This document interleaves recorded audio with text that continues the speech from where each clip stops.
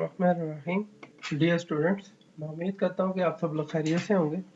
Today we will talk about vectors in three dimension. हम अपने इस कोर्स के अंदर जो नेक्स्ट टॉपिक पढ़ने जा रहे हैं that is the vector in three dimension. हम आज ये पढ़ेंगे कि वेक्टर्स को किस तरह हम थ्री डायमेंशनल केस के लिहाज से डिस्कस कर सकते हैं और उस हवाले से हम इसकी possible rectangular components, laws of cosines और उसके अलावा इसकी फर्दर प्रॉपर्टीज के बारे में डिस्कशन कर सकते हैं जो स्पेशली रिलेट करती है थ्री डायमेंशन के साथ।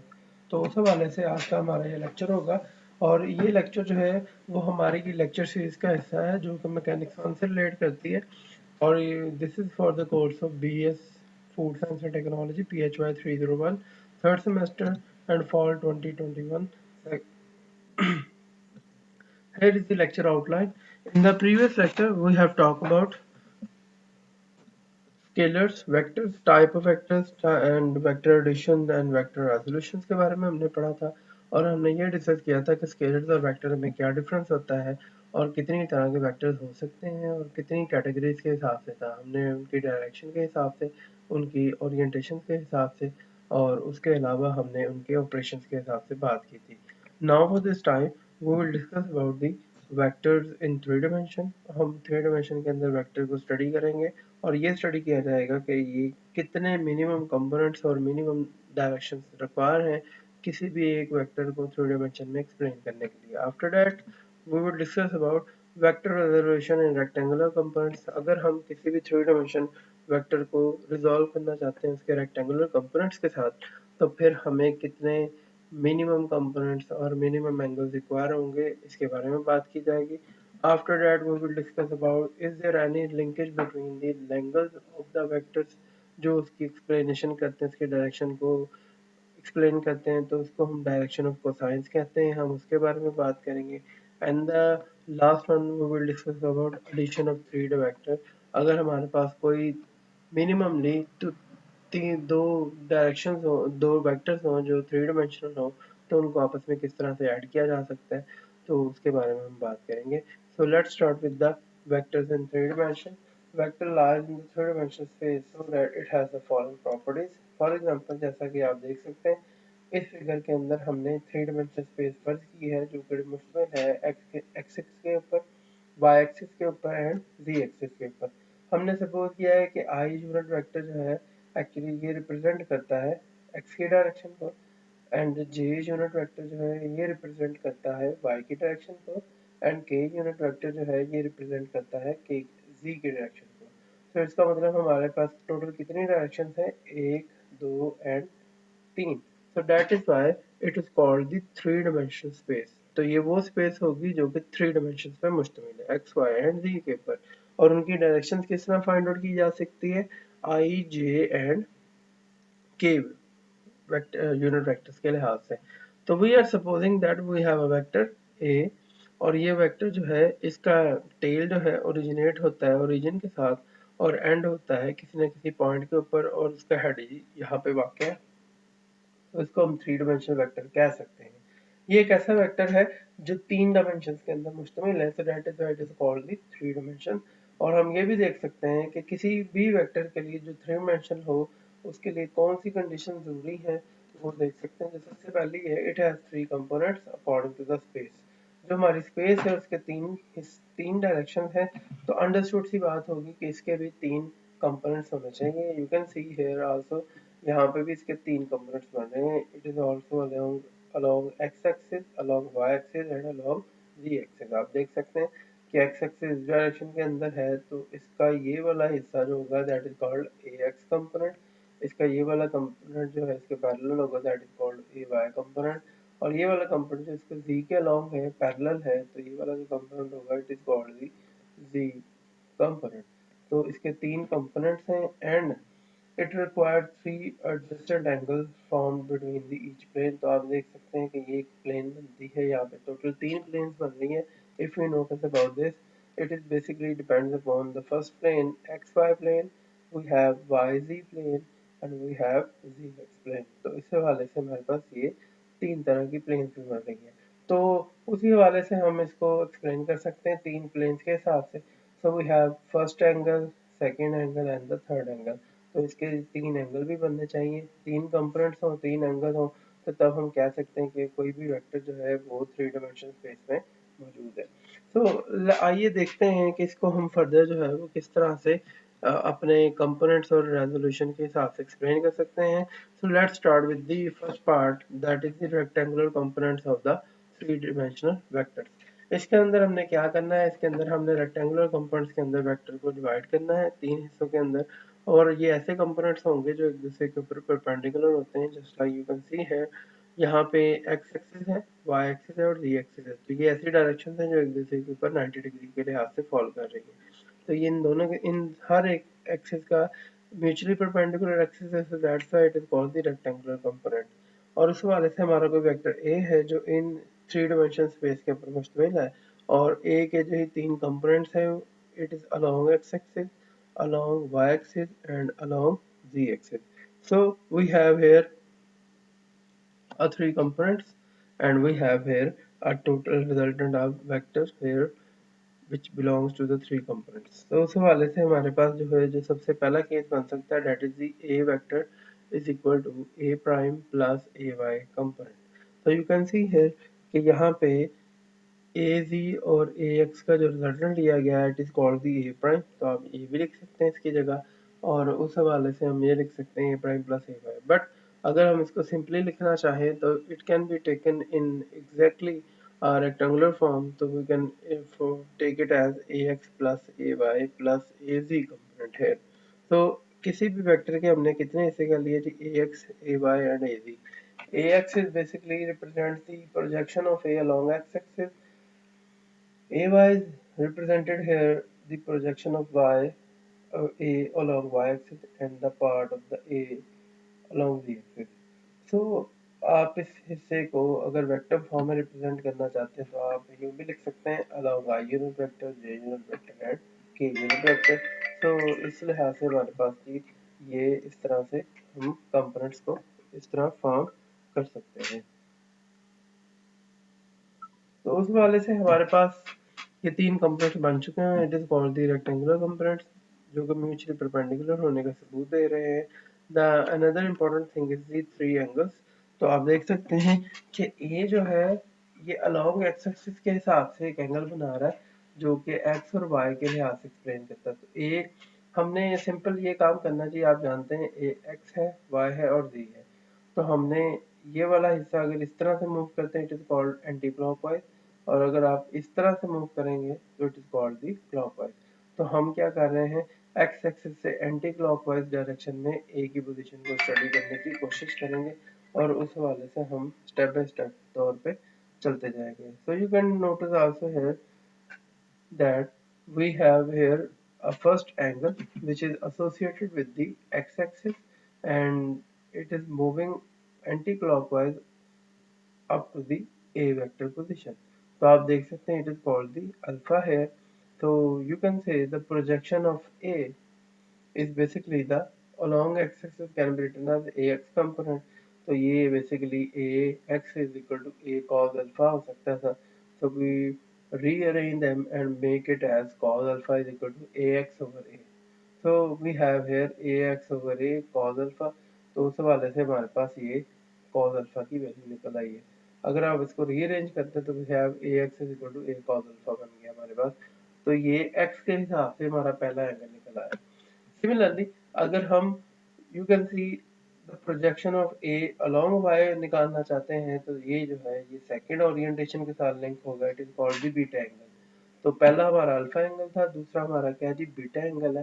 तो ए की प्रोजेक्शन अलोंग वाई एक्सिस होगी तो it is called the beta angle, और ये किसके दरमियान कौन सी स्पेस के दरमियान बता रही है, it is represented by along here we can see that it's also lies in the plane x y. तो उस वाले से a y over a is equal to cos beta. तो इसको रीअरेंज कर लें तो we have a y is equal to a cos beta आ जाएगा।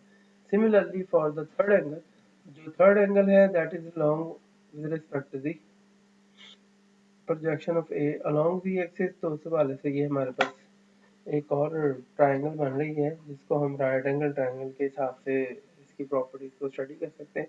तो we have a cos gamma is equal to AC over A. So we can represent here, rearrange them and to show that AZ component is equal to A cos gamma.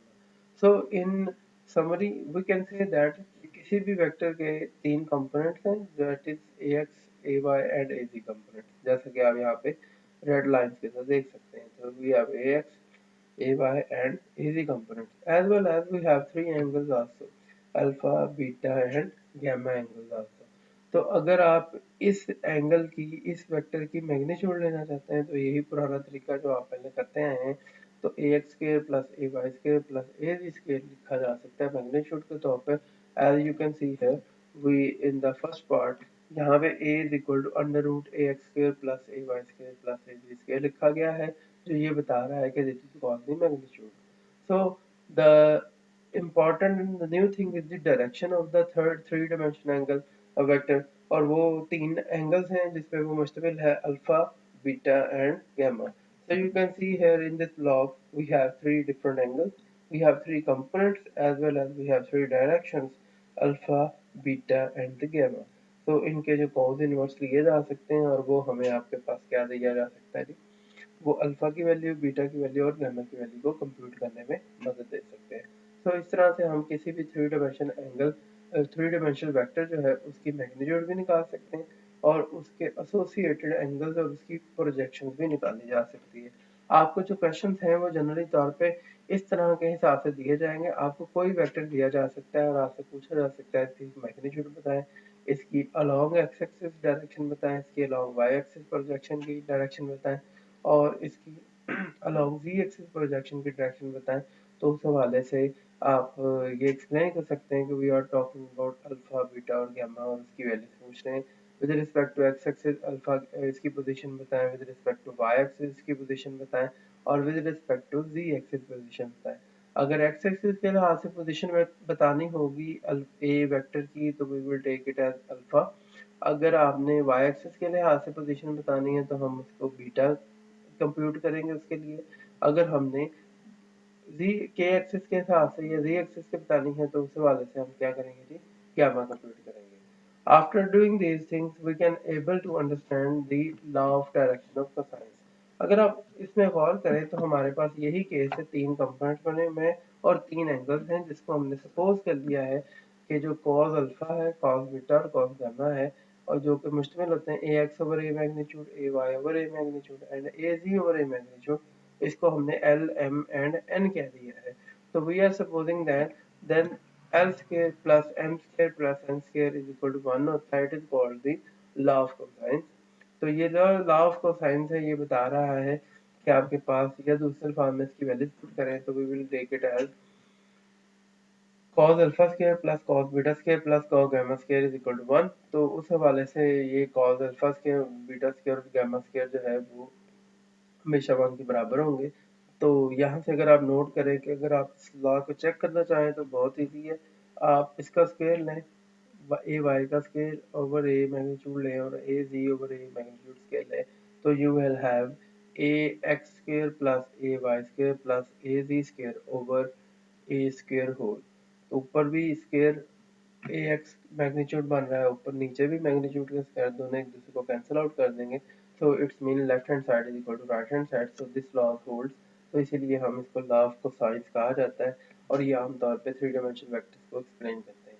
अगर आप गौर करें इसके अंदर, तो अगर आपको दो एंगल्स दिए हों तो तीसरा एंगल निकालना हो तो इस लॉ की बुनियाद से आप ये काम भी कर सकते हैं. फॉर एग्जांपल, आपको किसी क्वेश्चन के अंदर मैं अल्फा की वैल्यू दे देता हूँ, बीटा की वैल्यू दे देता हूँ और कहता हूँ कि आपने गामा की वैल्यू बतानी है या position of a vector with respect to z axis बताना है, जबकि x एक्सिस की पोजीशन भी दे दी जाती है एंगल की, फिर बीटा भी दे दिया जाता है. तो फिर आपने क्या, कैसे निकाला जाएगा, तो आप इस सिंपल लॉ ऑफ कोसाइन को इस्तेमाल करेंगे और ये इजीली आपको आंसर दे सकता है. तो उस हवाले से भी हम इसको ट्रीट कर सकते हैं और ये बहुत इंपॉर्टेंट हो सकता है कंपटीशन के हवाले से. Similarly we can go here for addition of three dimensional vectors. तो जिस तरह हमने टू डायमेंशनल वेक्टर्स को ऐड करने का तरीकाकार सीखा हुआ है, उसी तरह से हम थ्री डायमेंशनल वेक्टर्स को भी ऐड कर सकते हैं और बहुत आसानी से. Let's suppose we have two vectors a and b और ए के हमने तीन कंपोनेंट्स रखे हुए हैं, x, b, a y and a z along i j k respectively. Similarly we have b vector उसके भी 3 कंपोनेंट्स हैं जी, b x, b y and b z. Then इनका रिजल्टेंट क्या होगा, r is equal to a plus b. तो common sense के साथ और कॉमन मैथमेटिक्स के साथ अगर हम देखें तो a x i unit vector plus a y j unit vector plus a j k unit vector. तो उस हवाले से हमारे पास ये जी b x, b y and b z. तो आई यूनिट वेक्टर और आई यूनिट वेक्टर कॉमन ले लें आप, तो a x plus a b x, a y plus b y and a z plus b z. तो उस हवाले से आपके पास ये वैल्यू रिजल्ट की जा सकती है।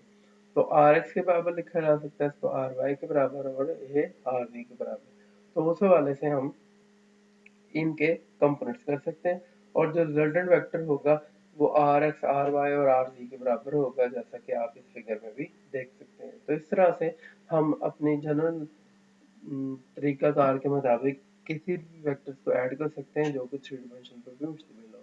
सो इस तरह हम इस बात का भी अंदाज़ा लगा सकते हैं कि किस तरह से वेक्टर जो हैं वो आपस में रिलेट होते हैं, और उनके जो केस हैं इनको ऐड करने का तरीकाकार वो वैसा ही है जैसे हमने टू मेंशन केस के अंदर पढ़ा था, सिवाय इसके जी कंपोनेंट की एडिशन के साथ। तो ये एक एक्स्ट्रा टर्म ऐड हो जाती है और उस वाले से ये किया जा सकता है। सिमिलरली अगर हमारे पास 3 से ज़्यादा वेक्टर्स हों, मीन्स से 3 डायमेंशन से ज़्यादा डायमेंशन अवेलेबल हों और इसके साथ भी अवेलेबल हों, तो बहुत सिंपल है, हम यहाँ पे एक जनरलाइज केस इस्तेमाल कर सकते हैं, और वो है जी के जी के अलावा up to so on in the same way, के अलावा जी कंपोनेंट के अलावा अप टू सो ऑन, तो यहाँ पे वो वैल्यूज की तादाद और नंबर ऑफ कंपोनेंट्स बढ़ते जाएंगे, और उस हवाले से A X, B X, C X up to so on हो जाएगा, R X, R Y, R G up to so on होता जाएगा।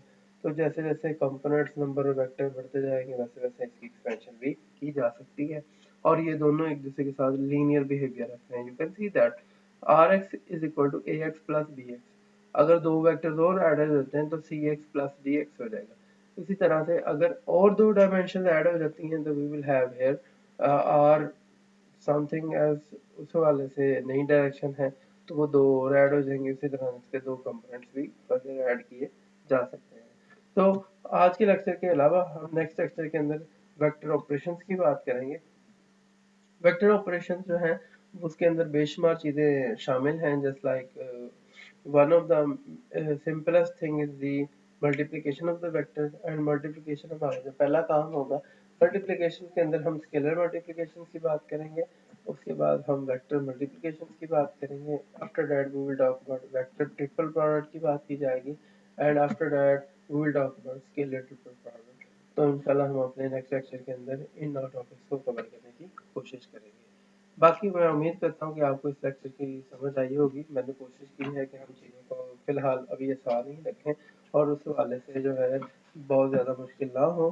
फिर भी अगर आपको किसी किस्म का कोई क्वेश्चन है तो वो लाज़मी तौर पे आप पूछ सकते हैं, और आप हमेशा कोशिश कीजिएगा कि क्वेश्चन पूछते हुए बिल्कुल हेजिटेट ना करें, और बिल्कुल भी ये ना सोचें कि ये कितना मुख्तसर या कितना छोटा या कितना सादा सवाल है, बल्कि ये सोचें कि इसका हमें क्या इस आंसर से हमें कोई नई डायरेक्शन मिलती है या नहीं मिलती। So we always welcome the questions, and वो and we will try our best to answer these questions.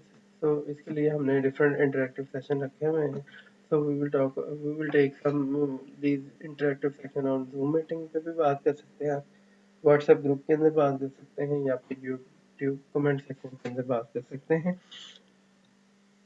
मैं उम्मीद करता हूँ कि आपको इस लेक्चर की अंडरस्टैंडिंग और vectors in three dimension clear हुआ होगा, और फिर भी अगर आपको कोई सवाल हो तो फिर लाजमी पूछिएगा। अल्लाह हाफिज़।